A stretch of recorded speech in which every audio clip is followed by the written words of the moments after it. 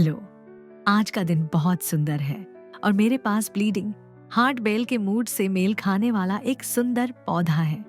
अब अगर आपने इसे पहले नहीं देखा है तो मैं बस इतना ही कहूंगा, ये एक ऐसा पौधा है जो आपको अपनी राह पर रोक लेता है। बीच में छोटे लाल दिलों के साथ नाजुक सफेद फूल। ये काव्यात्मक है, ये नाटकीय है और सबसे अच्छी बात, इसकी देखभाल करना वास्तव में आसान है। मैंने इसे होम डेपो से केवल $6.99 में खरीदा और मैं आपको बता दूं, ये मेरे द्वारा खरीदे गए सबसे अच्छे पौधों में से एक रहा है। तो आज आइए बात करते हैं कि इसकी देखभाल कैसे करें, यह कब और कैसे खिलता है, इसे किस तरह की मिट्टी पसंद है, इसे कैसे खिलाना है। और हाँ, मैं आपको एक छोटी सी खाद की तरकीब भी दिखाऊंगा जिसका उपयोग मैं इसे खूबसूरती से खिलने के लिए करता हूँ।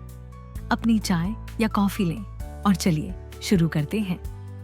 पौधे से मिलिए। ब्लीडिंग हार्ट वाइन सबसे पहले बात करते हैं, यह पौधा आखिर है क्या? इसे ब्लीडिंग हार्ट वाइन कहते हैं या अगर आप चाहें तो क्लेरोडेंड्रम थॉम्सनिए। इसे ब्लीडिंग हार्ट बारहमासी से भ्रमित न करें, जिसमें गुलाबी धनुषाकार फूल होते हैं। ये एक उष्णकटिबंधीय झड़ने वाला पौधा है। ये एक बारहमासी पौधा है, इसलिए आपको इसे हर साल दोबारा लगाने की जरूरत नहीं है। यह हर मौसम में वापस आता रहता है, बेहतर और झाड़ीदार होता जाता है।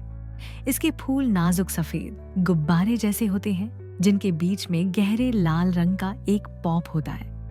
यह सचमुच ऐसा दिखता है जैसे फूल से दिल निकल रहा हो। प्रकृति ऐसी ही जंगली है। गमले का आकार और स्थान, जब मैं पहली बार इसे घर लाया तो मैंने इसे 12 इंच के मिट्टी के गमले में लगाया और ईमानदारी से कहूं तो यह आकार एकदम सही है। ये जड़ों को सांस लेने के लिए पर्याप्त जगह देता है, बिना पौधे को परेशान किए। आपको अगले 3 से 4 सालों तक इसे फिर से लगाने की जरूरत नहीं पड़ेगी, जब तक कि यह बहुत तेजी से न बढ़ रहा हो। जहां तक इसे लगाने की बात है, इसे सहारा या जाली दें, यहाँ तक कि रेलिंग भी काम कर सकती है। यह एक छड़ने वाला पौधा है, इसलिए इसे किसी सहारे पर टिके रहना पसंद है। मिट्टी हल्की, हवादार और पर्याप्त नमी वाली। अब मिट्टी इसके लिए बहुत जरूरी है। आपको ऐसी मिट्टी चाहिए जो नरम, समृद्ध और अच्छी तरह से जल निकासी वाली हो। मिट्टी को एक फूली हुई चॉकलेट केक की तरह समझें, न बहुत घनी न बहुत सूखी। मैं अपने लिए यह मिलाता हूँ। 40% नियमित बगीचे की मिट्टी, 30% खाद जैसे वर्मी कंपोस्ट, 20% कोकोपीट जल निकासी के लिए, 10% परलाइट या रेत। ये सब क्यों? क्योंकि ब्लीडिंग हार्ट को गीले पैर पसंद नहीं है। अगर मिट्टी गीली रहती है तो जड़ें सड़ जाएंगी और आपको सबसे पहले पत्तियों का पीलापन दिखाई देगा। इसलिए इसे हल्का और हवादार रखें। सूरज की रोशनी, सुबह गर्म, दोपहर ठंडी। अब बात करते हैं सूरज की। यह उन पौधों में से एक है जो रोशनी के साथ थोड़ा मूडी होता है। सुबह की धूप एकदम सही है। इसे कुछ घंटों के लिए नरम सीधी धूप दें, कहीं भी 3 से 4 घंटे तक। ये बहुत बढ़िया है। लेकिन दोपहर आते ही इसे छाया की जरूरत होती है। अगर आप इसे दोपहर की तेज धूप में छोड़ देते हैं तो आप देखेंगे कि पत्तियां तनावग्रस्त हो जाती हैं, मुड़ जाती हैं और गिर भी जाती हैं। इसलिए अगर आप इसे गमले में उगा रहे हैं तो ऐसी जगह ढूंढें जहां इसे सुबह की धूप मिले और फिर दिन के बाकी समय ठंडी छाया मिले। फूलों का मौसम, समय ही सब कुछ है। अब सबसे अच्छी बात, फूल। ये पौधा कब खिलता है?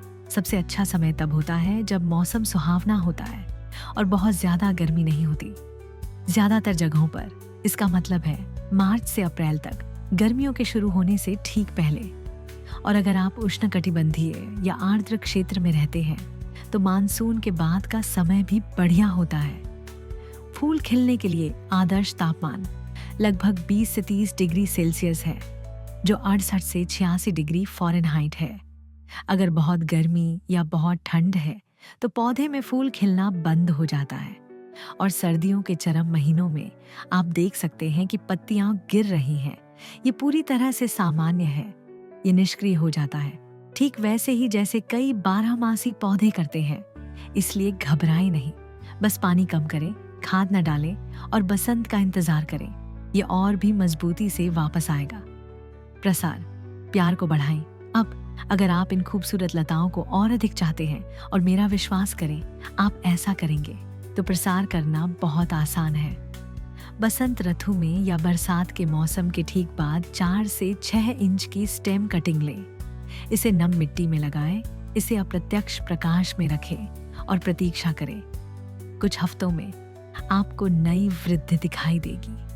सुनिश्चित करें कि कटिंग में कम से कम 2 से 3 पत्ती नोड्स हों और रोपण से पहले निचली पत्तियों को हटा दें। यहीं से जड़ें बढ़ेंगी।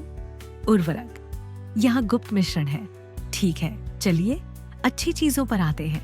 अपने ब्लीडिंग हार्ट बेल को ज्यादा फूल पाने के लिए कैसे खिलाएं? चूंकि यह पौधा अर्ध छाया में उगता है, इसलिए धीमी गति से निकलने वाला उर्वरक सबसे अच्छा काम करता है। यहाँ मेरा मासिक मिश्रण है। 1 मुट्ठी वर्मी कंपोस्ट, 1 छोटा चम्मच रॉक फॉस्फेट या बोन मील, आधा चम्मच सरसों केक पाउडर। बढ़ते मौसम के दौरान महीने में एक बार इसे मिट्टी की ऊपरी परत में धीरे से मिलाएं। और यहाँ एक ऐसी चीज है जिसे आप नोटिस कर सकते हैं। कभी कभी सरसों केक डालने के बाद ऊपरी मिट्टी पर एक सफेद परत बन जाती है। चिंता न करें, यह फंगस नहीं है।